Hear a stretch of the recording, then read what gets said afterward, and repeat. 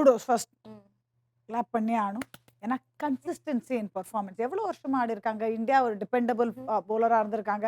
இந்த ஒரு விக்கெட்டுக்கு கொஞ்சம் வெயிட் பண்ணாங்க. 3வது மேட்ச் தான் கிடைச்சதுனாலும் அ ஒரு டிசர்விங் பவுலர் அப்படின்னு சொல்லலாம்.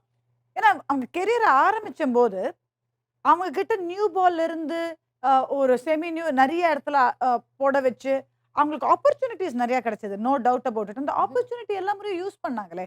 ஒரு லாங் ரோப் குடுக்கணும்னு சொல்றேன். அந்த லாங் ரோப் இவங்களுக்கு கிடைச்சது. அந்த லாங் ரோப்ப யூஸ் பண்ணி, இந்தியாக்கு கான்ட்ரிபியூட் பண்ணி, இன்னைக்கு 356 ரன்ஸ் சாரி விக்கெட்ஸ் எடுத்திருக்காங்க. Highest number of wickets in international கிரிக்கெட்க்கு அது சாதாரண அச்சீவ்மென்ட் கிடையாது. ஃபர்ஸ்ட் 4 மீடியம் பேசர்ஸ் இருக்காங்க. இவங்க ஒரு ஸ்பின்னர் தான். அதுக்கப்புறம் சோஃபி எக்கல்ஸ்டன் வராங்க 5வது இடத்துல.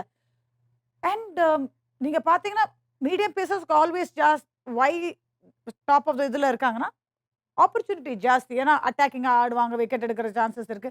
இவங்க எப்பயுமே எப்போ வராங்க? ஒரு கிரன்ச் சிச்சுவேஷன்ல வந்து விக்கெட் எடுத்து குடுத்துருக்காங்க. இன்ஃபாக்ட் இனிஷியல் ஃபேஸ் ஆஃப் அவர் கிரிக்கெட்ல அத நெறைய பண்ணாங்க அவங்க. So well deserved congratulations Deepti. அ பயங்கரமான ஸ்டெல்லர் கெரியர் இப்ப ம்ஹ்ம். வரைக்கும். அண்ட் இன்னமும் இருக்கு. ஷூர் ஒரு 400 விக்கெட்ட கண்டிப்பா தாண்டுவாங்கன்னு டவுட்டே இல்ல.